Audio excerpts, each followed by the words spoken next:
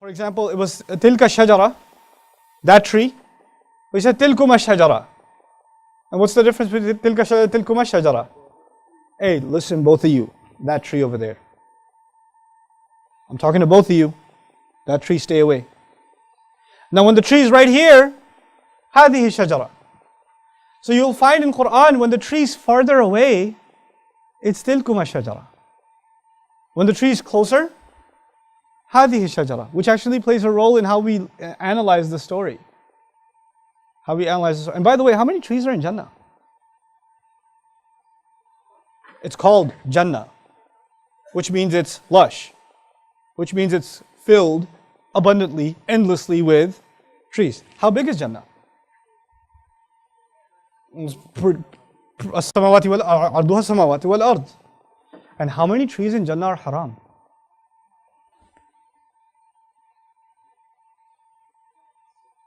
Huh? How many was? Yeah, how many trees were haram? One. How much real estate do you have to find the halal in Jannah? And Shaitan can still get you to come to the billions of trees that are the expanse of the skies and the earth. You try to get you to go near that one tree. By the way, even getting near the tree must be a trek. And in one ayah, Allah even describes tilkuma shajara, which means the tree wasn't even near them. It was what? Far away. It's far away. Originally, when he first introduces them to Jannah, he says, settle here. This is the tree you can't go near. Now go enjoy yourself. And they go enjoy themselves. And they go far out there. But after the mistake, tilkuma shajara, to illustrate, by the way, that you came a long way to do this. And that's why we understand, فَدَلَّهُمَا بِغُرُورٍ. Shaitan reeled them in using deception. You know what dalla means? Dalu. What's dalu? It's a verb that comes from that. Dalla. To use a bucket to lure people in. In other words, you put a bucket, you put a carrot in it, and the animal smells it, and you pull it in a little more, and you pull it in a little more, and you pull it in a little more, until the animal's trapped. Dalla is also used when you pull a bucket up from a well. Does it come up right away or slowly?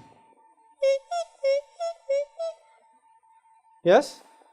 Now if a bucket comes up quickly, adla. Adla. When a bucket comes up slowly, dalla. Dallahuma bighurur. He slowly reeled them in. In other words, at one time, hey, why don't you eat from the tree? And they're like, okay, sounds like a good idea. Totally, we should do this. It was a little bit, then a little bit, then a little bit. And every time was almost inconceivable that we're doing something wrong. Because it was just a little bit of a, one step closer, we're not even at the tree. We're just kind of, can't even see it yet. Can't even see it. We're just a step closer. It's not haram. What do people do when they fall into a trap of shaitan? Shaitan comes to them and says, hey, why don't you do like ultimate super crazy haram and burn in hell? And they say, oh, that sounds like a good idea. I should do it. No, he says, hey man, take it easy a little. Just, whatever, this is still time for Fajr. Chillax. Just a little bit more. Just go back to sleep. You can feel Shaitan's foot pressing down on the pillow. So right here. You get up and something forces you down. And you're like, I got a little bit of time. So first he gets you with salat. And he has to get you with salat first. You know why? You want to kill the guard. You want to penetrate the castle. You got to take out the guard first. Right? So get you with salat first. You start saying, oh, just whatever. I prayed at 8 o'clock. It's a big deal. At least I prayed. It's like the security guard who shows up late. Is there a possibility that the enemy went in before you got there? Yeah? Possibility, right? What does Allah say about salat? Inna salata tanha anil fahsha'i wal munkar. Salat is what prevents you from shamelessness. When your salat starts falling apart, does shaitan have opportunity to do other stuff with you? Ooh. So first, it's not a big deal. It's just a little late. It's just a, and he won't get you to miss it altogether. It'll be the guy that shows up first before the adhan.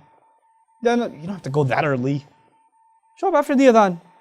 They'll be like, you don't have to pray all the sunnahs. It's not fard. Then you're like, okay, Okay, well, Salat's at 8:15. It's only 8 right now. Just go at 8:10. Then a couple of weeks later, he'll be like, look, you're going to catch Salat. He's going to work his way, right? So then you catch like third rak'ah. Then he comes back and says, hey man, it's already over. Just pray at home. Then he comes back and says, it's already over. And you're like halfway through the movie. Just finish the movie and pray. So he works his way. And then eventually, now it used to be you're praying at the masjid. Then slowly you're praying at home. Then you're praying at home really late. Then you're really tired, right? You just finished watching a movie. You're really tired. It's not really a time to pray. Why don't you sleep a little, then wake up and pray. Just a little nap, you wake up. You know, you got control. So you wake up at 2 in the morning, 3 in the morning. I haven't prayed Isha. Allahu Akbar. Oh wait.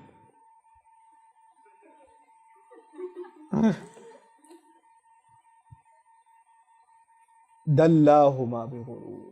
Little. And while he's doing this, while the security has gone down, because this is all security, Salat is security. While security has been compromised, then the floodgates to evil. Because this is good, Salat is good. But leaving it opens the doors to evil. That's when he does that other stuff. So the kinds of movies you watch changes. The kinds of stuff you expose yourself to changes. You start becoming a different kind of person. A personality change starts happening. But it all happens very little at it. He's got a lot of patience. And he's done this with plenty of people before, so he knows how to work this, right?